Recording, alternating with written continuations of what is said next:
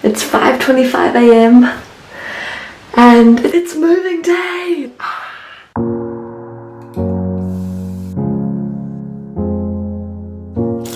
I ate my breakfast, packed my bags, and said a final goodbye to my childhood bedroom.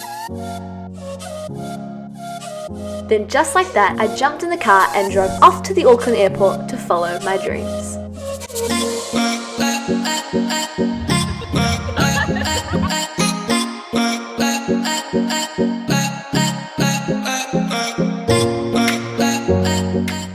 Once I'd checked in all my luggage, it was then time to get a snack. We're off to get some snacks. Snacks.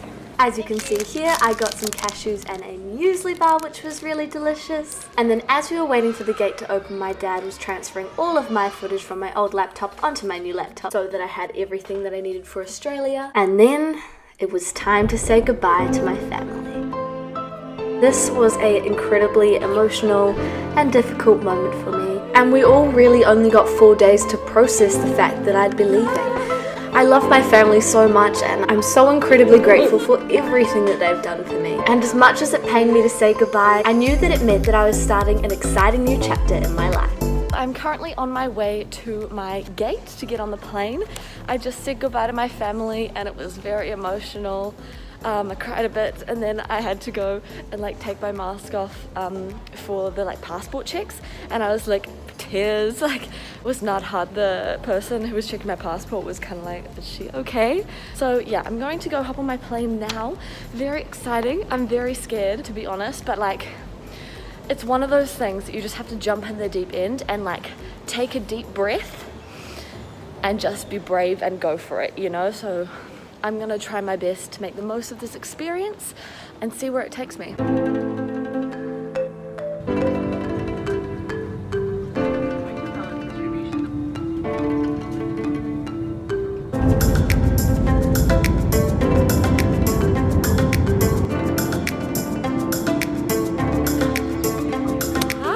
I've officially arrived in Australia, yay!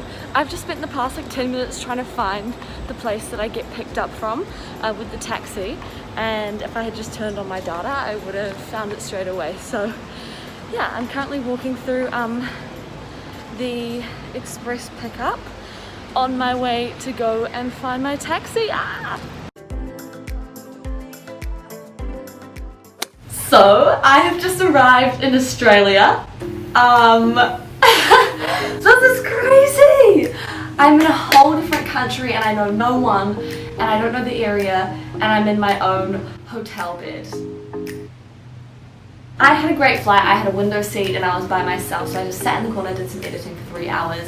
I arrived, I could not find the taxi station at all. I could not find my car, so for 10-15 minutes I was walking up and down trying to find where the heck to find the taxi that I had booked. So now my dad, bless his heart, okay, he wrote me a huge list of things to get through. So I've checked off arriving at the airport and now I need to go and find a rapid antigen test. So I just called up a place down the road, a news agency, and apparently they have them in stock. So I'm going to go walk down there by myself and get one now. I'm gonna give you guys a room tour first. Hey, it's me. This is the bathroom and she is really nice. We got a shower over there, very nice. This is the door that you see when you first enter, and there's a little kitchen unit.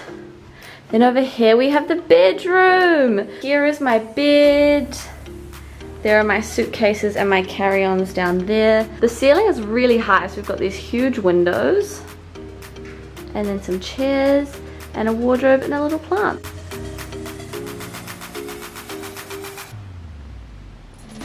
I'm now off to get a rapid antigen test, which I'm really interested to see what they look like because we don't actually have them in New Zealand, but they're really common in other countries. But apparently they're hard to find. So I called up the place that my dad put on the list and they said that they have them, and they said they have them for cheap. So fingers crossed.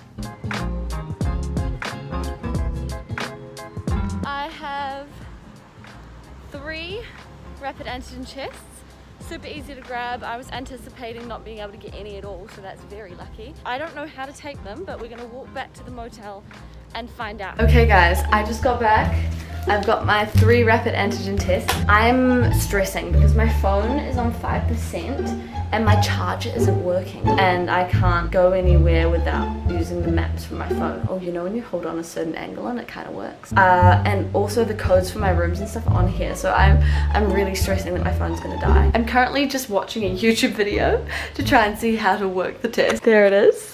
Okay, step 1, I'm going to take this out of here. Then, he just said, most people find this a bit uncomfortable. This is totally normal. Thanks, but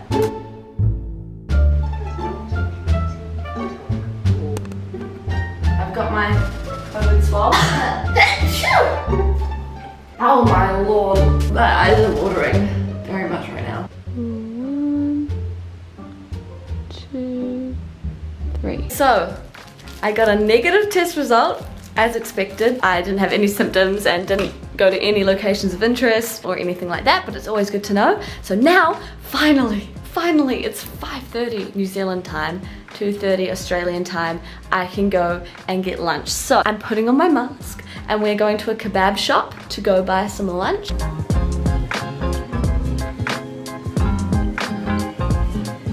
I am now in Coles doing some supermarket shopping. And I just came across the health food section. Oh my gosh, so exciting.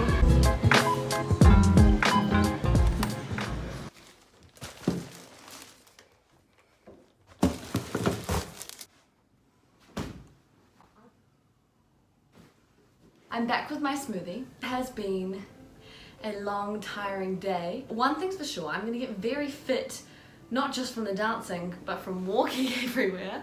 I'm dripping in sweat. Tomorrow is the big day. Tomorrow is my first day at my dream dance school, dancing at Brent Street. I am really nervous, like hand on heart, really nervous, because I want to tell you guys how I'm feeling throughout this whole process. And it's strange because I've been dreaming of this for my whole life, but I didn't expect it to actually happen, like subconsciously. So tomorrow, it's actually happening, and that's just really crazy to me. I'm going to find some dinner and walk over to Brent Street and then the flat that I have to see tomorrow afternoon so that I know where they are and I feel calm about it, but jeez. It's happening. It's crazy. On that note, I just want to kind of debrief about how I've been feeling throughout this whole process. So initially, before I made my decision, I was feeling really sick to my stomach. I couldn't eat, I couldn't sleep. I felt like I was gonna vomit 24/7. After I made my decision, I all of a sudden became very excited, and I kind of had like subconsciously already started distancing myself from my life in New Zealand, so it just kind of became easier for me to make that choice and realize that my chapter there is closed and I'm now on to a new chapter, you know? Leading up to leaving, I was feeling really excited to start a new chapter. I was trying to get everything prepared, so I was bloody stressed. But on the last day was when it hit, and I remember going to my friend outside my car and I just said, I can't say goodbye to you guys. I can't say goodbye to my best friend, and I burst into tears. And that was kind of like my one breaking point. At the airport, I had another little breaking point just before I had to leave and go out through the terminal and say goodbye to my family. I just like could not bear myself to leave them, but I just had to take a deep breath and do it. That's kind of my motto through this whole situation. I was telling the taxi driver who picked me up, I just have to take a deep breath and do it, you know? I'm challenging myself. It's scary. It's really scary. But I'm excited, you know? As long as you have a positive mindset, you can do anything. The fear is always going to be there. It's about taking the fear and doing it anyway, which is why I say take a deep breath and do it with confidence and power. So anyway, I'm gonna finish my juice and maybe edit a video, have a nap, and then we're gonna walk to Brent Street. This is beautiful.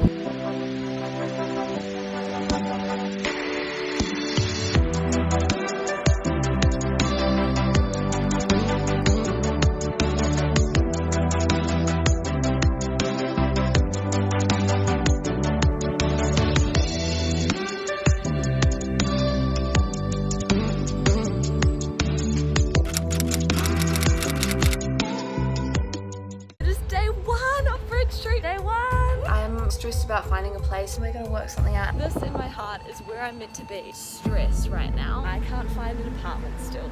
Oh my gosh, guys.